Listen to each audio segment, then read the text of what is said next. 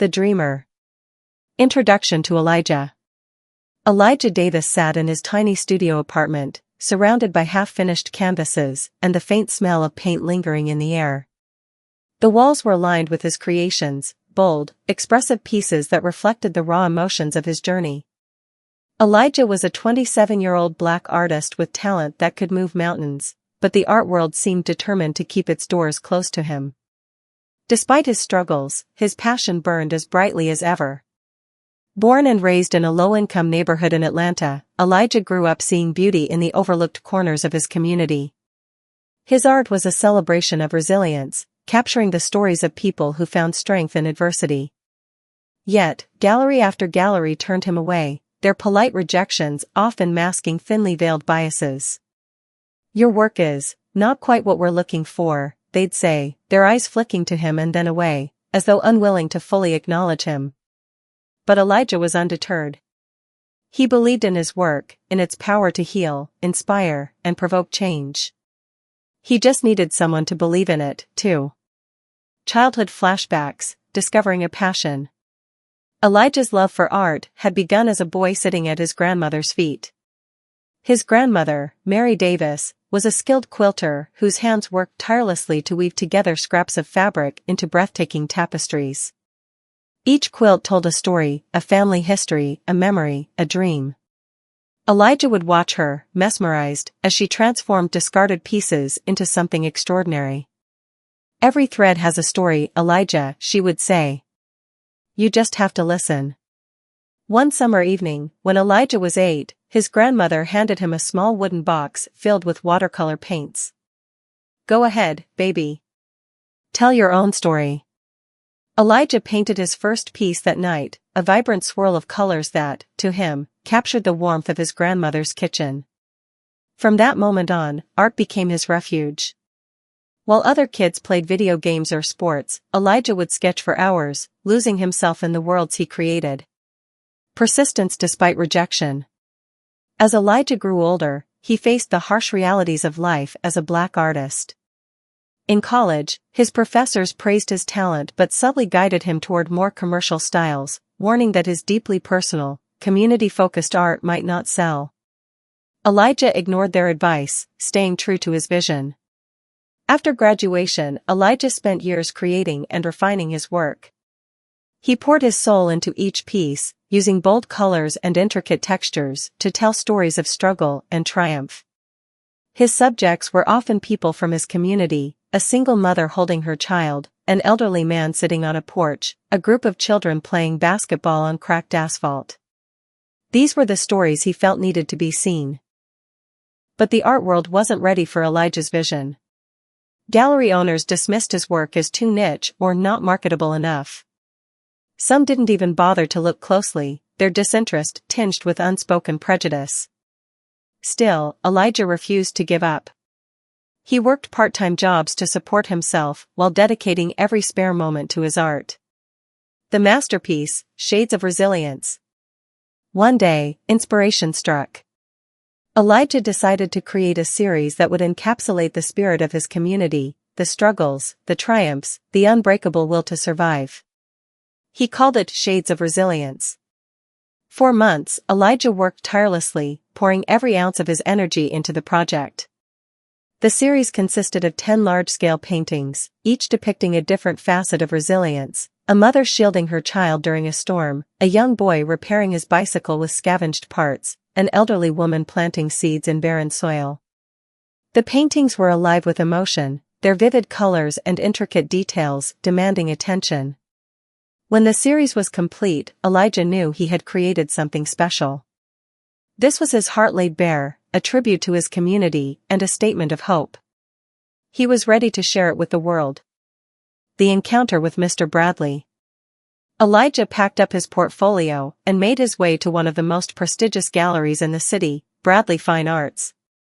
Owned by the influential and notoriously arrogant Mr. Charles Bradley, the gallery was known for showcasing only the elite of the art world. Elijah knew it was a long shot, but he believed his work deserved to be seen. As he stepped into the gallery, Elijah felt the weight of 100 gazes. The pristine white walls were adorned with abstract pieces, each bearing the name of a well-known artist. Elijah approached the front desk, where a receptionist gave him a skeptical once-over before calling for Mr. Bradley. When Mr. Bradley arrived, his presence was as overbearing as his reputation. A tall, silver-haired man in an expensive suit, he looked at Elijah with thinly veiled disdain. "I'm here to present my portfolio," Elijah said, holding out his carefully arranged binder. Mr. Bradley took it with a sigh, flipping through the pages with barely a glance at the images. He muttered, his tone dismissive. "Your work is bold, I'll give you that. But it's not the kind of thing that sells in galleries like mine. We cater to a more refined clientele." Elijah's heart sank, but he remained composed. "What do you mean by refined?" Mr. Bradley smirked, his voice dripping with condescension. "Let's just say our clients appreciate a certain level of sophistication. Your work, well, it's a bit too raw. Too urban." The words stung, but Elijah refused to let them break him. "Art should challenge people," he said, his voice steady. "It should make them see the world differently." Mr. Bradley chuckled. "That may be true, but not everyone is ready for your kind of art." The breakthrough. A chance meeting with Sandra. A week after his deflating encounter with Mr. Bradley, Elijah found himself setting up a small booth at a local art fair in a park downtown. It wasn't a prestigious gallery, but it was a chance to connect with people who might appreciate his work. He carefully displayed his paintings, each one speaking volumes in its vibrant hues and intricate details. As the day went on, foot traffic ebbed and flowed. Some passers-by admired his work, while others barely glanced at it. Just as Elijah began to wonder if this, too, would end in disappointment, a woman in her mid-30s stopped in her tracks. Her sharp eyes, framed by glasses, darted over the paintings with an intensity Elijah wasn't used to seeing.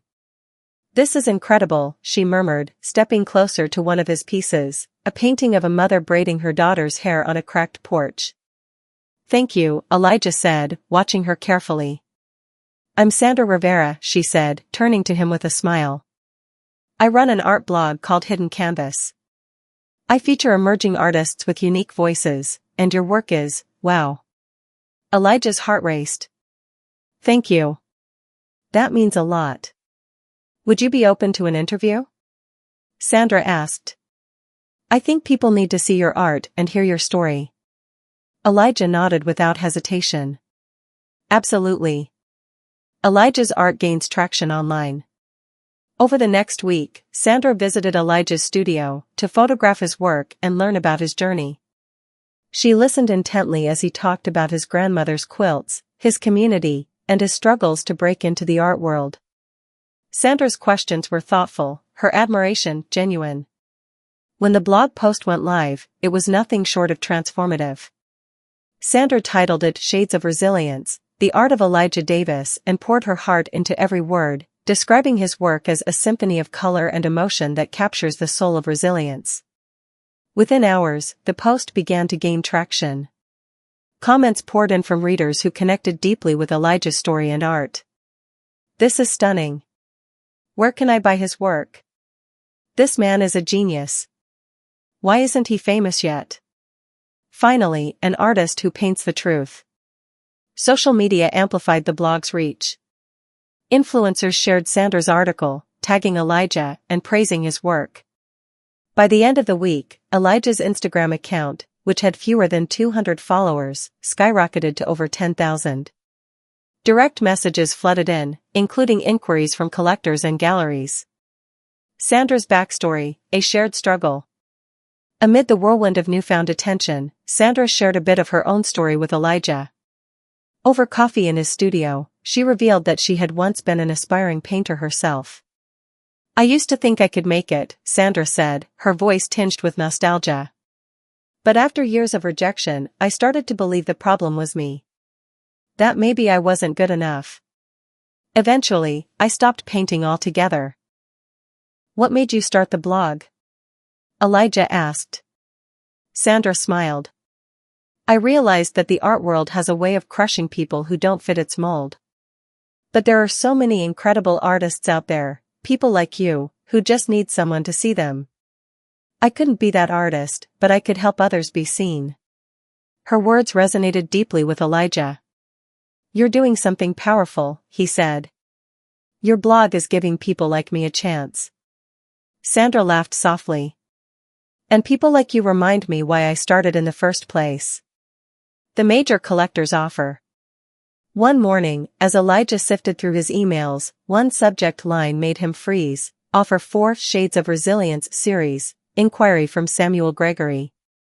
Samuel Gregory was a name Elijah recognized, a renowned collector who had built a reputation for discovering and supporting groundbreaking artists. Heart-pounding, Elijah opened the email. Gregory praised his work, calling it raw, evocative, and culturally significant. He expressed interest in purchasing one of the pieces from the Shades of Resilience series, offering $25,000, an amount that left Elijah stunned. This was more than validation. It was proof that his work had value, that the stories he painted mattered. Elijah shared the news with Sandra, who was ecstatic. This is just the beginning, she said. Once someone like Gregory notices you, others will follow. Another encounter with Mr. Bradley. A few days later, Elijah decided to visit an art supply store in the city's upscale district. As he browsed the aisles, selecting brushes and paints with the care of someone who now had the means to afford the best, he heard a familiar voice. Elijah Davis, came the unmistakable tone of Mr. Bradley. Elijah turned to see the gallery owner standing a few feet away, his arms crossed and his expression as condescending as ever. Still painting, I see, Bradley said. I admire your persistence, if nothing else. Elijah met his gaze calmly. It's paying off. Bradley raised an eyebrow. Oh? Sold a few pieces at the art fair, have you? Elijah smiled, resisting the urge to reveal too much. Something like that. Well, Bradley said, clearly uninterested in hearing more, keep at it. Maybe someday you'll make something worthy of a gallery like mine. Elijah said nothing, but inside, he felt a surge of quiet satisfaction. Mr. Bradley had no idea that Elijah's work was now being recognized by collectors far beyond the reach of his narrow-minded gallery. As Bradley walked away, Elijah thought, you'll see soon enough. The revelation. A renowned gallery owner's invitation. Months after his art had begun to gain online traction, Elijah received an unexpected email from a gallery owner named Madeline Price. Based in New York City, Madeline was the proprietor of the Glass House Gallery, a space known for spotlighting visionary artists and fostering inclusive perspectives in the art world. Madeline's email was short but powerful. Elijah. Your work speaks to the human spirit in a way that is both rare and extraordinary. I would be honored to host a solo exhibition featuring your Shades of Resilience series at the Glass House Gallery. Please let me know if this is of interest to you. Sincerely, Madeline Price. Elijah stared at the screen, scarcely believing his eyes. The Glass House Gallery was a name he had long admired but never dared to imagine himself associated with. He replied immediately, expressing his gratitude and excitement. Within days, the plans were set. The solo exhibition. The evening of the exhibition arrived, and Elijah stood in the gallery, dressed sharply in a suit he could finally afford. Around him, his paintings hung on pristine white walls, illuminated by soft lighting that made every detail of his work shine. A plaque near the entrance read, Shades of Resilience, the Art of Elijah Davis. The turnout exceeded all expectations. Art critics, collectors, journalists, and influencers filled the space, their conversations a hum of admiration. Elijah mingled with the crowd, answering questions and sharing the stories behind his paintings. Madeline, a poised woman in her 60s with silver-streaked hair, took the stage midway through the evening to introduce Elijah. She spoke of his talent, his vision, and the importance of his voice in the art world. Elijah Davis is not just an artist, she said. He is a storyteller, a healer, and a bridge between worlds. His work reminds us that resilience is not just a theme, it's a way of life. The crowd erupted in applause, and Elijah, humbled yet proud, stepped forward to thank everyone. By the end of the evening, several pieces from the Shades of Resilience series had sold, each fetching prices that solidified Elijah's status as a rising star. But more importantly, the exhibition had achieved its purpose. Elijah's art was finally being seen and celebrated. Mr. Bradley's surprise. Weeks after the exhibition, Elijah's work was featured in Art Vanguard, one of the most prestigious art magazines in the country. The cover story highlighted his journey, his artistic vision, and the resounding success of his solo exhibition. The article included a stunning photograph of Elijah standing next to his painting A Mother's Shield, which had sold for $50,000. Mr. Bradley was flipping through the magazine at his gallery when he stumbled upon the article. His jaw tightened as he read the headline. Elijah Davis, the emerging voice of resilience in contemporary art. He recognized the name instantly, and the memory of his dismissive interactions with Elijah came flooding back. Bradley's face reddened as he recalled the young man's determination and how he had mocked him. Now, Elijah was being celebrated on a national stage, a stage Bradley had denied him.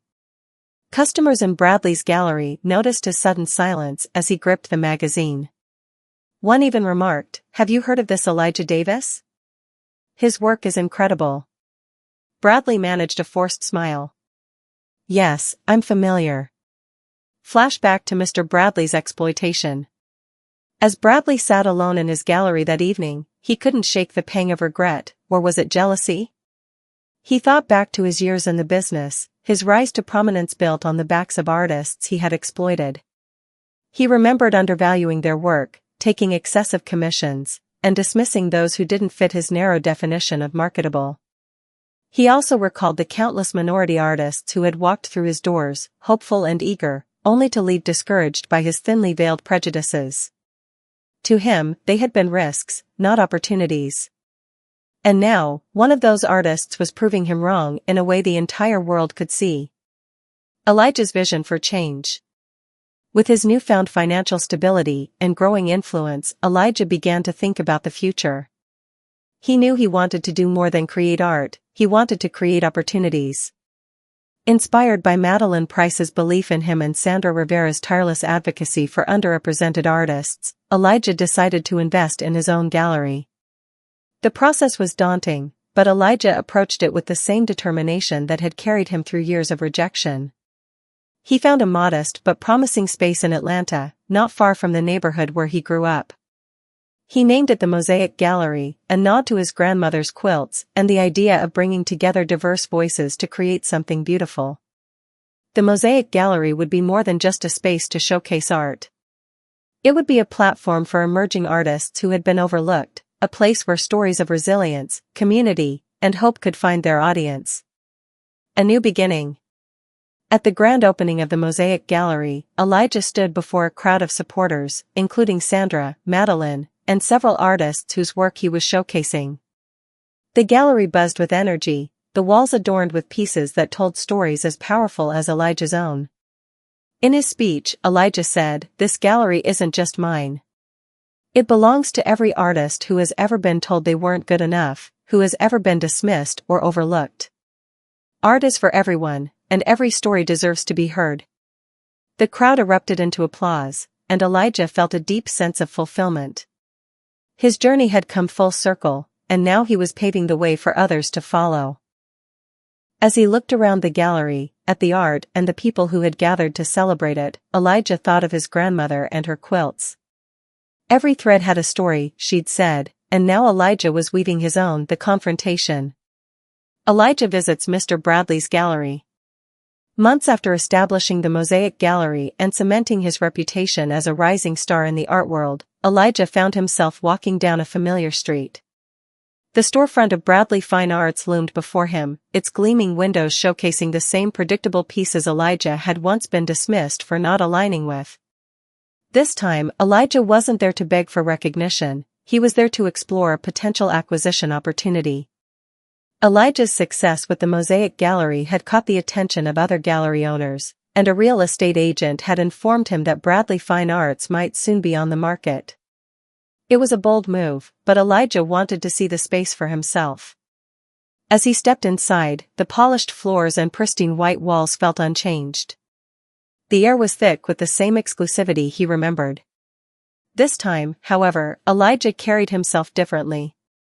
He was no longer a struggling artist seeking validation, he was a gallery owner, an entrepreneur, and a voice for change. The dramatic realization. Mr. Bradley emerged from a back room, his sharp suit and practiced smile unchanged. He approached Elijah, his expression one of detached politeness. "Good afternoon," Bradley said. "Are you here to view the collection? We have some exceptional pieces from highly regarded artists." Elijah couldn't suppress a small, ironic smile. "Actually, I'm here to discuss the gallery." Bradley frowned, clearly confused. "The gallery? I've heard it might be available for acquisition," Elijah said, his tone calm but pointed. "I wanted to take a look at the space." For a moment, Bradley studied him, the wheels turning in his mind. Then recognition dawned, and his face paled. "You," Bradley said, his voice barely above a whisper. "You're Elijah Davis." "That's right," Elijah replied evenly. Bradley's discomfort was palpable. He glanced around, as if hoping for an escape. "Well, Mr. Davis, I must say, congratulations on your recent success. Your exhibition at the Glass House Gallery was unexpected." "Unexpected?" Elijah echoed. "Or inconvenient?" Bradley flushed. "That's not what I meant." The tense conversation. Elijah took a step closer, his eyes fixed on Bradley. "You dismissed me without a second thought. You told me my work wasn't refined, that it was too urban. Do you remember that?" Bradley shifted uncomfortably. Well, the art world is selective. It's not personal." "Not personal?" Elijah's voice remained calm, but his words were sharp. "It's always personal when artists like me are systematically excluded. The art world thrives on stories, yet it silences the voices it claims to celebrate." Bradley looked away, unable to meet Elijah's gaze. "The market dictates." "The market reflects what people like you decide has value," Elijah interrupted. "You've built your success on excluding those who don't fit your idea of refined. How many artists have you dismissed because of where they came from, what they looked like, or the stories they wanted to tell?" Bradley had no response. The silence in the gallery was deafening. "Elijah declines to partner." After a moment, Elijah took a deep breath, his voice steady. "I'm not here to argue. I came to see if this gallery could be a space for something better, something inclusive, something meaningful. But I see now that this space carries too much of your legacy." Bradley blinked, his mouth opening as if to protest, but Elijah continued. "I'll find another space," Elijah said. "I don't need this one to make a difference. But I hope you take a long, hard look at what you've built, and what you've destroyed." Without waiting for a reply, Elijah turned and walked out, leaving Bradley standing in his pristine gallery, surrounded by the ghosts of opportunities he'd squandered. The first exhibition at the Mosaic Gallery. Elijah returned to the Mosaic Gallery with renewed determination. He decided to host a special exhibition, titled Breaking Barriers, featuring works from artists who had been dismissed or overlooked, much like he once was. The exhibition highlighted diverse voices, a Latina sculptor whose work celebrated immigrant resilience, an indigenous painter exploring ancestral connections, a queer photographer capturing the complexities of identity, and others whose stories demanded to be heard. On the night of the exhibition, the Mosaic Gallery was alive with energy. Visitors from all walks of life filled the space, marveling at the art and connecting with the stories behind each piece. Elijah stood at the center of it all, his heart swelling with pride. As he addressed the crowd, he said, "This gallery is not just about art, it's about the artists. It's about creating a space where everyone's story matters, where no voice is silenced. Tonight, we celebrate not just what art can be, but what it can do, inspire, heal, and unite." The applause was thunderous, and Elijah felt a deep sense of fulfillment. He had turned his rejection into a platform for others, proving that art, like resilience, could never be confined by narrow definitions. The legacy. A retrospective look at Elijah's journey. Years after the grand opening of the Mosaic Gallery, Elijah's name had become synonymous with resilience, innovation, and inclusivity in the art world. Art magazines hailed him as a trailblazer, while aspiring artists viewed him as a beacon of hope. The gallery's walls told stories not just through the art but also through the lives it had transformed. Elijah's vision had turned into a movement, one that challenged the exclusivity of the art world and elevated voices that had long been silenced. Looking back, Elijah often reflected on the winding path that had brought him here. The rejections, the prejudiced remarks, the nights spent painting in a cramped apartment, they had all shaped the person he'd become. His journey was proof that persistence could break barriers, and that art could be a catalyst for change. Interviews with emerging artists.